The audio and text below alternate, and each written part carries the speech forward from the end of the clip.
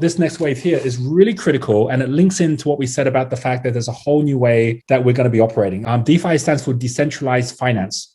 And it's a whole different way that the economy is going to work, which is why we're going to see the end of banks. We're going to see the end of governments. Not all of them, but some of them. I showed you this slide earlier from Kathy's slide deck, where she already talks about Square, PayPal. I'm invested in both these companies for exactly this reason. They are at the forefront of breaking down the banks. China is far ahead of us on this. All right, so this is 9 hours ago, right? So latest news.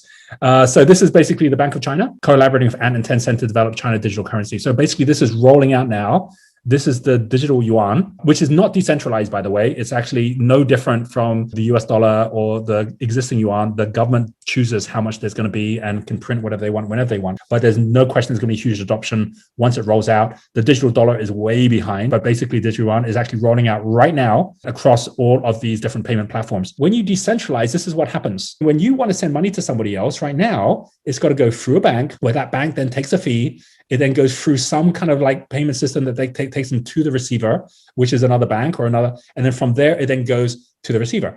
In a decentralized system, basically it's the network itself that verifies the transaction. And as a result of it being verified by the transaction, you don't need any of the middlemen in the middle, right? The bank disappears, everything disappears. This is already happening right now, where we are seeing in all these different areas, from centralized to decentralized. We're seeing this in money, which is where you've got the likes of Bitcoin taking over from the dollar. We're seeing it in central banking. We're actually seeing these payment gateways, which are all online, isn't requiring any banks involved at all. We're seeing it in commercial banking, where already this is showing up in contracts, smart contracts. We're seeing it in investment banking. We're seeing it in exchanges, like Coinbase is an example I'm going to come to a little bit later. We're seeing it in brokerages, in insurance and payments and asset management, and all these areas is actually decentralizing, which means all the middlemen are starting to disappear. Before they disappear, the opportunities begin to equalize, meaning that the deals that you could actually get before with the big banks only if you were a big institution, now anyone can get.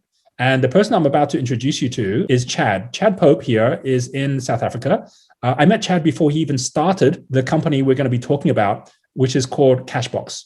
And you can see here, Cashbox is using finance grade, institutional grade financial instruments like term deposits and so on.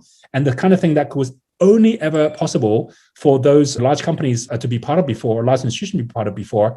He's now crowdsourced this, so any small investor can be a part of this. And we're going to kind of like talk about how he actually mapped that out and even built that as a business. When we started working, you were just getting, you didn't have a single client, you didn't have any money invested, you didn't have anything going at all. And how long ago was that when we first started working on Cashbox? 2 years ago now, Roger. So what's incredible, we went to TAL with you to do the masters 2 years ago. Andrew, my partner, and I had an idea. We wanted to give back.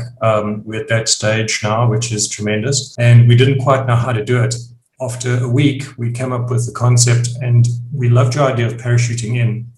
So we've teamed up with the best digital platforms in the world. We've teamed up with the biggest providers in the world. And what we've been able to do is democratize investments that traditionally took $1 million for an individual to get into.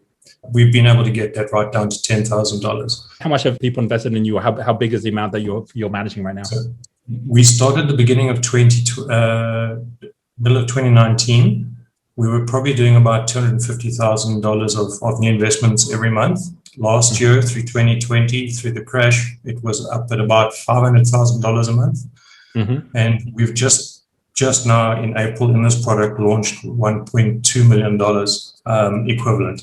And that's across pound, sterling, and euro. These instruments you have, they're all backed by the big banks who actually already been doing this. And most people aren't aware of what kind of returns are possible that the banks themselves already are doing. So could you explain to everyone this whole thing we're talking about in terms of decentralized finance, the reason that those banks maybe 5 years ago were just not even interested in working with the likes of Cashbox compared to why today they're actually jumping over each other to get interested? Fantastic. If I could ask you to scroll down to the pyramid, if you don't mind, it'll explain what I'll chat about. Yeah. So we fit in the space of wholesale cash flow. And Roger, as you know, there's retail banking, that's the high street bank. Above that will be business banking. For most of us, we'll get zero if we try and deposit cash with those people. They're just not interested. They all then have dealings with what's called an investment bank. And above the investment bank then would be national banking, which is really run by the government.